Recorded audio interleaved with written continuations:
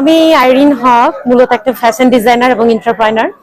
আজকের এই প্রোগ্রামে মূলত এসেছে আমার ফ্রেন্ড শমিন, পূর্বাই শমিন আফরিন হচ্ছে ডিজাইনার, ওর শো আছে।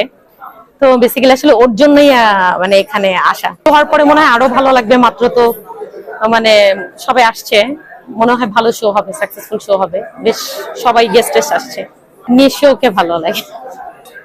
বাইরে কারো বাইরে তেমন কেউ না।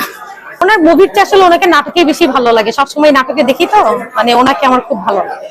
বাংলাদেশে এরকম মুভি আসবে এটা খুবই ভালো, কারণ এই কোয়ালিটি মুভি আসলে সব ধরনের শ্রোতারা বাংলা মুভি ভালো হলেই দেখি, এমনিতে দেখি না।